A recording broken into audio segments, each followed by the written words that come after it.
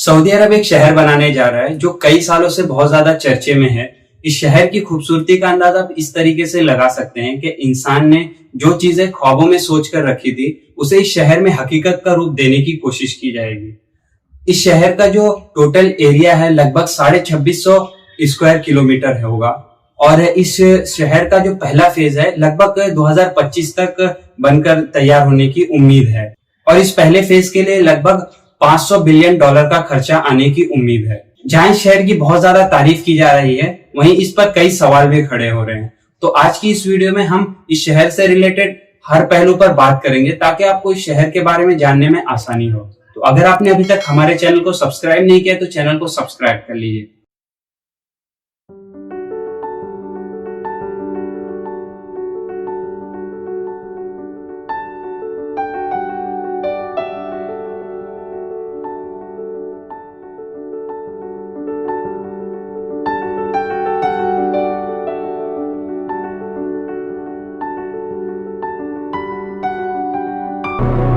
जैसा कि आपको पता होगा कि सऊदी अरब की जो इकोनॉमी है वो क्रूड ऑयल और रिलीजियस जो टूरिज्म है उस पर ही डिपेंड करती थी, लेकिन उसने यूएई को देखते हुए अब अपनी जो इकोनॉमी है उसको जो कमर्शियल टूरिज्म है उस पर शिफ्ट करने की कोशिश कर रहा है। क्योंकि आपको भी पता होगा कि जो ये ऑयल के सोर्सेज है कहा जा रहा है कि 2050 तक वो खत्म हो जाएंगे और साथ ही साथ जो इस वक्त मतलब दुनिया में ट्रेंड एक सेट हो रहा है कि रिन्यूएबल एनर्जी का इस्तेमाल किया जाए क्रूड ऑयल की जगह। जैसा कि इस वक्त आप देख ही रहे होंगे कि बहुत सारी कार जो बनाने की कंपनियां हैं वो अब इलेक्ट्रिक कारों पर शिफ्ट हो रही हैं।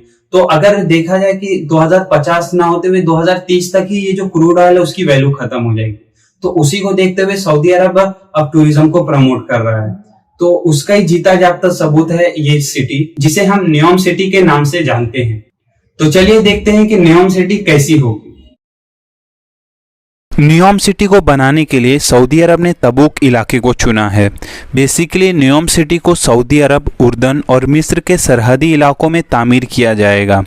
ये शहर दूसरे शहरों से इस तरह अलग होगा कि ये शहर बिल्कुल एक लाइन में बनाया जा रहा है और ये लाइन लगभग 170 किलोमीटर लंबी होगी। सऊदी वली अहद मोहम्मद बिन सलमान ने 24 अक्टूबर 2017 को इस मंसूबे को दुनिया के सामने पेश किया। कहा जा रहा है कि इस सिटी का कुछ हिस्सा समंदर के करीब होगा जहां रातों को भी अंधेरा नहीं होगा। इस सिटी में 10 करोड़ दरख्त लगाए जाएंगे और इस तरह माहौल का भी इस सिटी में ख्याल किया जा रहा है। मैग्नेट से चलने वाली ट्रेनें होंगी जिसे इस सिटी में ट्रांसपोर्ट के लिए यूज किया जाएगा। और तो और इस सिटी में क्रूड ऑयल की जगह रिन्यूएबल एनर्जी का ही इस्तेमाल होगा और शहर का अपना एक मसनूई चांद भी होगा। अगर इस सिटी को देखें तो बेसिकली इसे 3 लेवल में डिवाइड किया गया है। सबसे ऊपरी लेवल जिसे ग्राउंड लेवल का नाम दिया गया है, इसमें किसी भी तरह की कोई गाड़ियां नहीं चलेंगी और इस लेवल में दरख्तों को लगाया जाएगा ताकि इस लेवल को पूरी तरह नेचर के करीब कर सकें। दूसरे लेवल को सर्विस लेयर कहा जा रहा है। ये लेवल कमर्शियल यूज के लिए होगा। यहाँ हर तरीके की शॉप्स, मॉल और ऑफिस वगैरह होंगी, यानी आप कह सकते हैं कि हर सहूलियत मौजूद होंगी और यहाँ पर ही रोड्स होंगे जहाँ गाड़ियाँ चलेंगी। इस सिटी का तीसरा लेवल इस सिटी का सबसे इम्पोर्टेंट लेवल होगा। इस लेवल पर ट्रांसपोर्ट का बहुत ही बेहतरीन इंतजाम किया गया है जो इस सिटी के लोगों को एक कोने से दूसरे कोने तक सिर्फ 20 मिनट में पहुंचा देगा।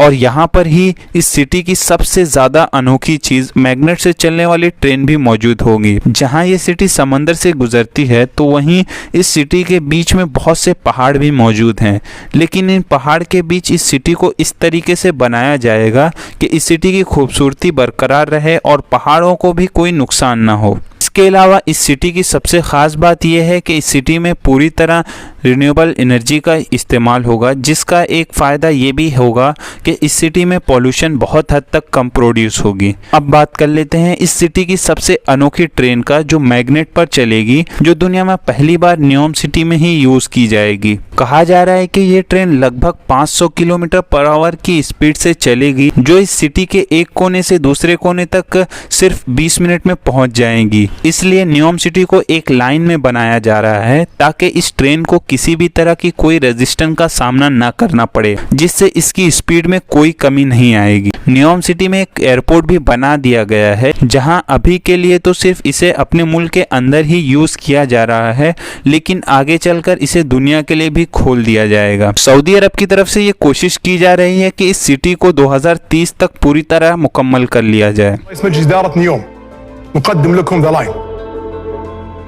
तो ये रही कुछ खासियत जो न्योम सिटी को दूसरे शहरों से अलग बनाती है।